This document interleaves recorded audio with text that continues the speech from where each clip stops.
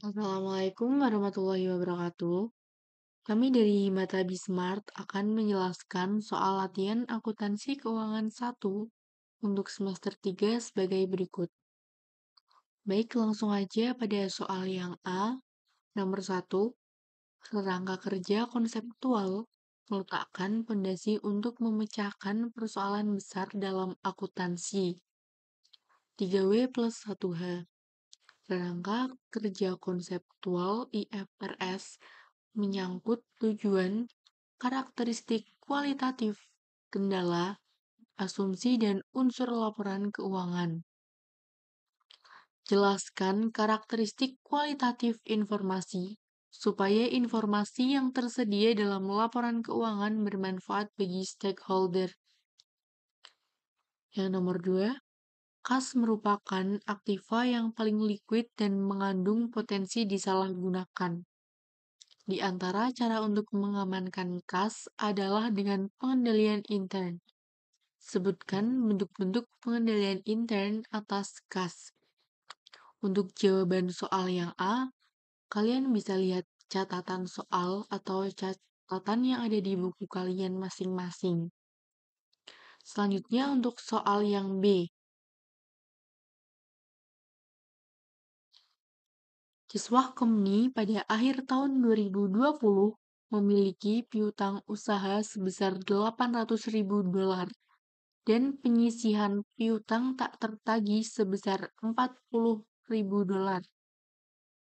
Pada tanggal 16 Januari 2021, Kiswah Company menetapkan bahwa piutangnya dari perusahaan Lolong sebesar $6.000 tidak dapat tertagih, dan manajemen memintanya untuk dihapus.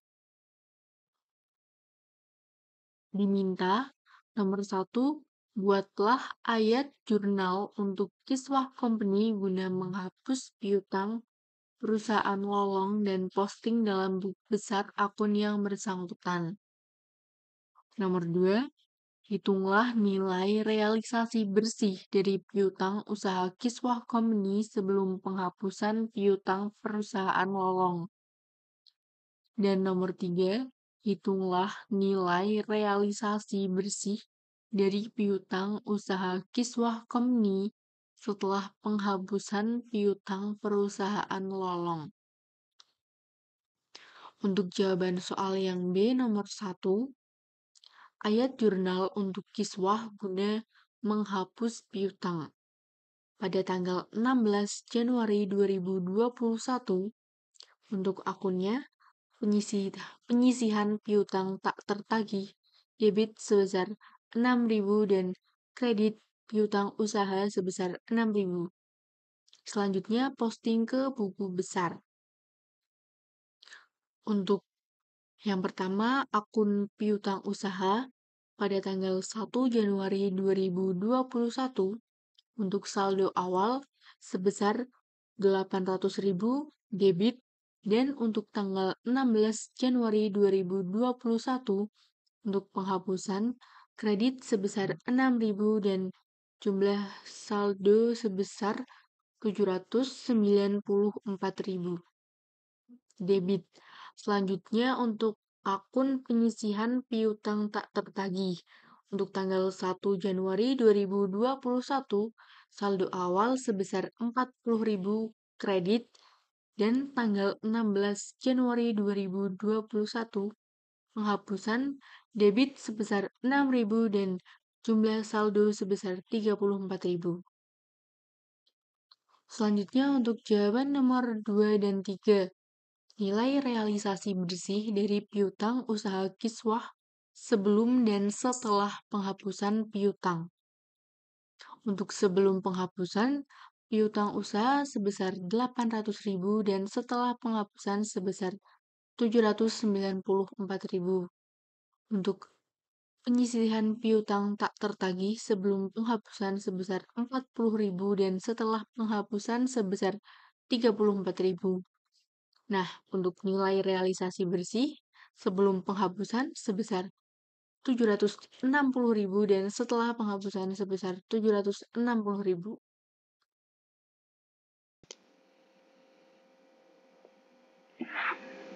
SALC, perusahaan Marina Indah beroperasi dalam industri yang memiliki tingkat piutang tak tertagih yang tinggi.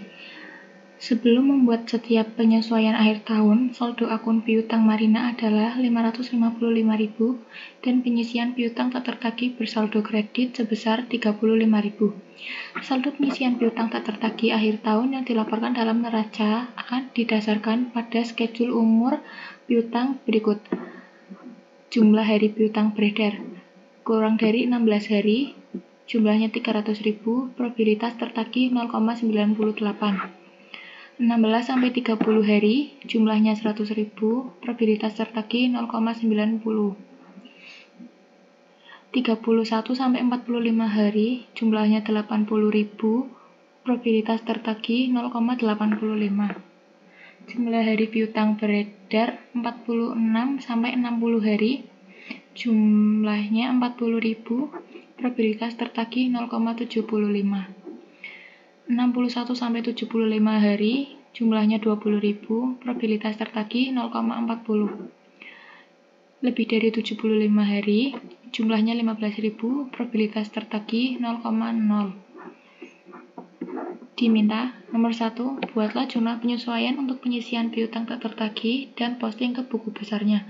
Nomor 2, hitunglah saldo yang tepat bagi penyisian piutang tak tertagih pada akhir tahun. Nomor 3, tunjukkan bagaimana piutang usaha dilaporkan dalam neraca. Oke, jawaban untuk nomor 1, jurnal penyesuaian untuk penyisian piutang tak tertagih dan posting ke buku besar. Jumlah hari piutang beredar kurang dari 16 hari, jumlahnya 300.000, probabilitas tertagih 0,98, probabilitas tak tertagih 0,02. Nilai 0,02 ini didapat dari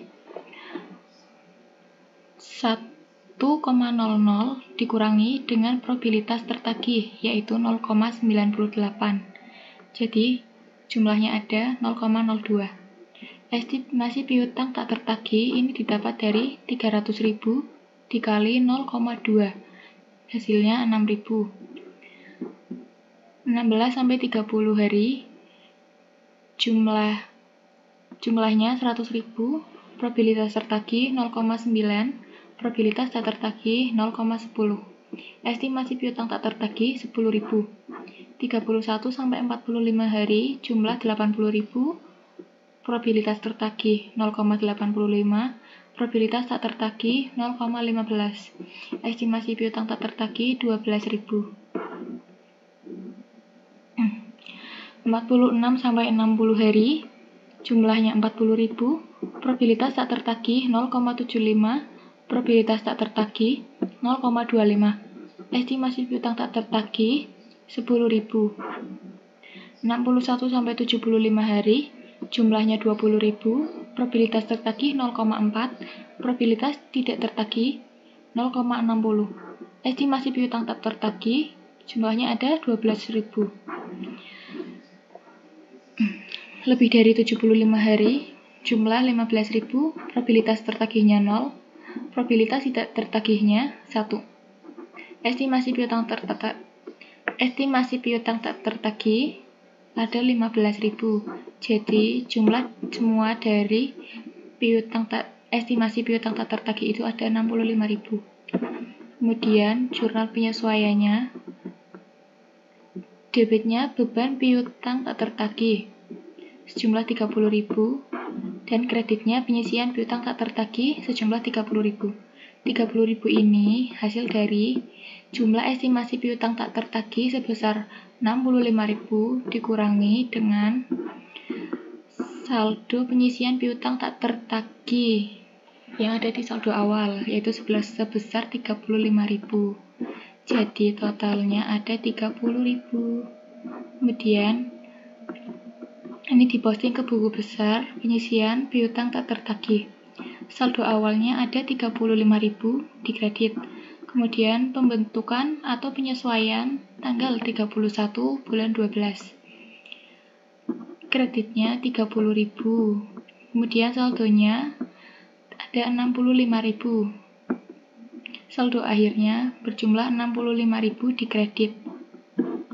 Nomor 2, Jadi, saldo yang tepat bagi penyisian piutang tak tertagih pada akhir tahun adalah 65.000. Piutang usaha dilaporkan dalam neraca.